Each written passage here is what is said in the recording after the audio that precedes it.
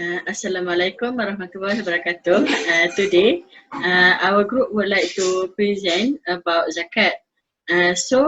First of all, I want to introduce myself. My name is Nur Anisha Rahmita Asmi. My metric number is 253306. Here, we show you the subtopic of zakat. The first one is definition, type of business zakat, philosophy of business zakat, asnaf zakat, the obligation condition of zakat, not eligible to receive zakat, and calculation to how calculate the zakat, and the last one is conclusion. We proceed to definition.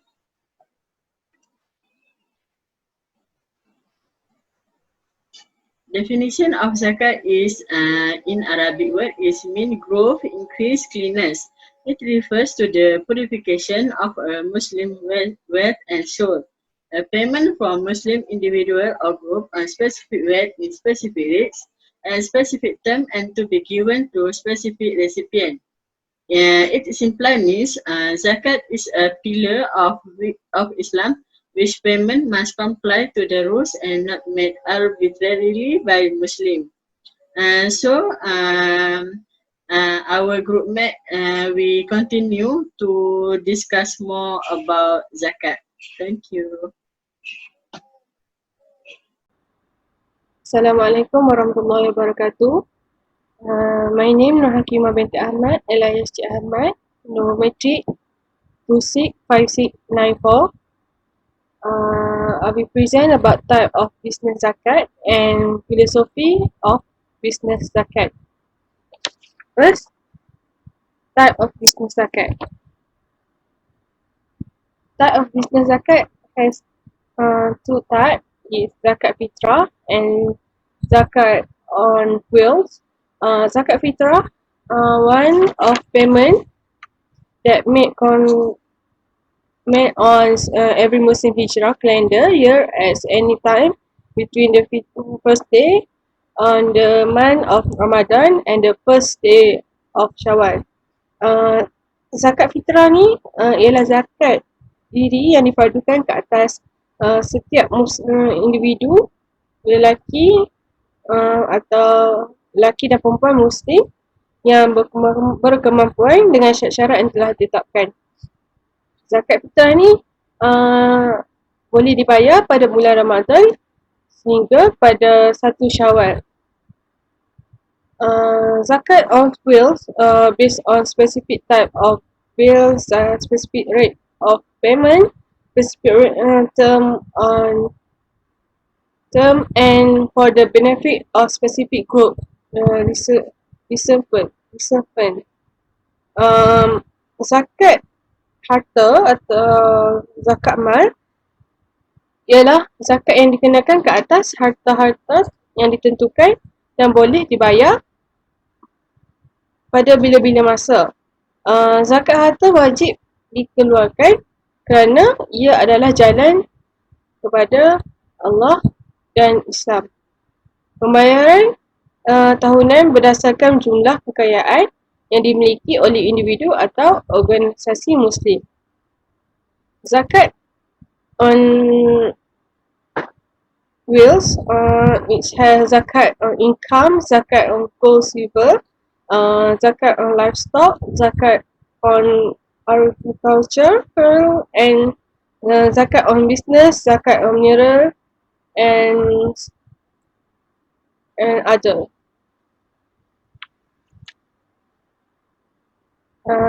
Next, I will present about philosophy of zakat. First, to purify and protect soul from mispersonous, selfish and greed, to encourage a Muslim to have gratitude to God, to clean and accept and well from evil and words, to clean poverty in the society, iaitu falsafah zakat perniagaan ini untuk menyucikan dan melindungi jiwa dari kesesaraan, mentingkan diri sendiri dan ketamakan, Yang kedua tu untuk mendorong seorang Muslim untuk bersyukur pada Tuhan Allah SWT untuk membersihkan aset atau harta dan kekayaan dari kejahatan dunia ni. Dan keempat, terakhir sekali, untuk membersihkan kemiskinan dalam masyarakat. Itu saja daripada saya. Terima kasih. Assalamualaikum warahmatullahi wabarakatuh. My name is Tuan Hafatul binti Tuan Yahya. Metric number is 253594. So today I will continue with 8 asnaf of zakat which can receive the zakat. So the first is fuqara or fakir or poor who is needy which their income not enough for buy daily needs. The second is the miskin, is who is sufficient to finance their basic needs. The third is amir, who is responsible to collect zakat. The fourth is mu'alaf, who new convert to become Islam. So with the zakat, it can help them to continue daily life. So the next is fil riqab, is slave after relief from the owner. Next is gharimin, is suffer from debt which unable to settle it. The eighth is fisabilillah, who is individual involved defend and strengthens Islam. Then the lastly is Ibn Sabil, homeless, refuge or orphan Muslim. So all the eight, the asnaf can receive the zakat. So it proof on in Surah Taubah, the phase of 60. Bismillahirrahmanirrahim. Assalamualaikum warahmatullahi wabarakatuh. Nama saya Muhammad Nazrul Hilmi bin Zulkifli. Nombor metric saya 248781. Okey, pada ni okey, ini saya akan menerangkan tentang the obligation of zakat. Yang pertama adalah Islam. Maksudnya perniagaan tersebut adalah dimiliki oleh orang Islam.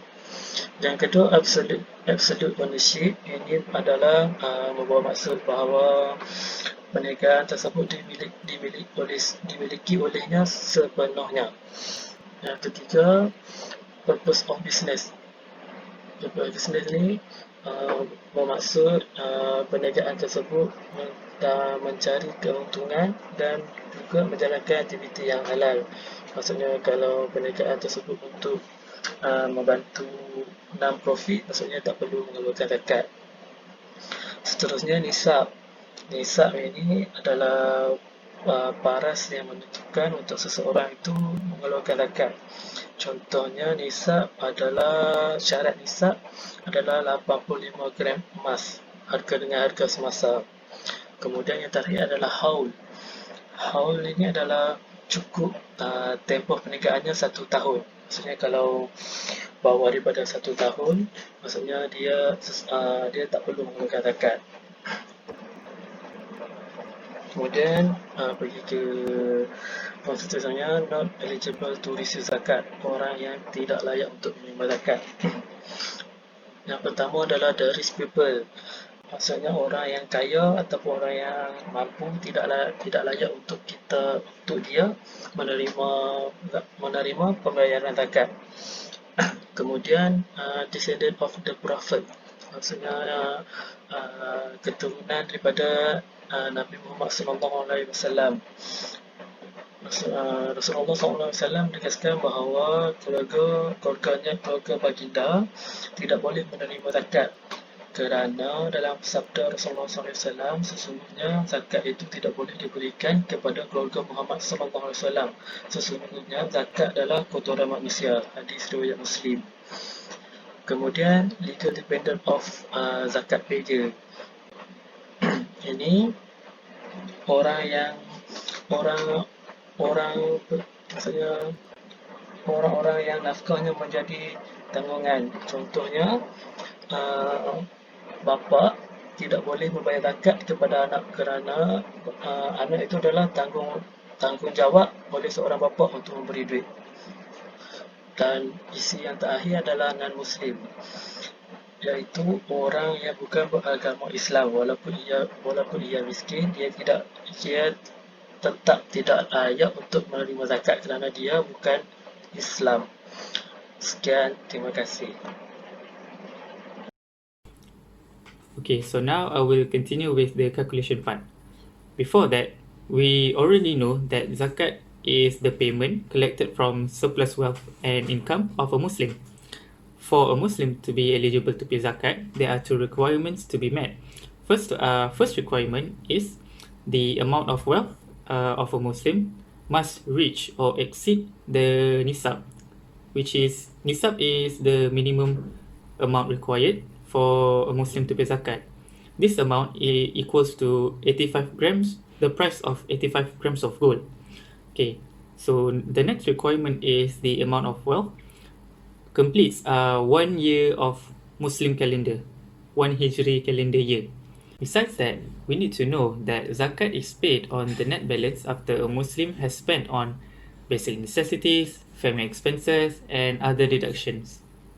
Now, we will proceed on the formula on how to calculate the amount of zakat payable or the amount of zakat a Muslim has to pay. Okay, now, so for the calculation, to calculate the zakat payable or the amount of zakat a business person has to pay, first of all, we need to add the business person's current assets and investments liquidity.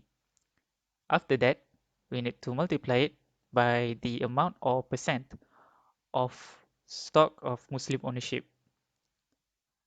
And then if the amount exceeds the nasab, which is the price of 85 grams of gold, only then we will multiply it by the zakat rate, which is 2.5%. Okay, so next we will go to the example on how to calculate.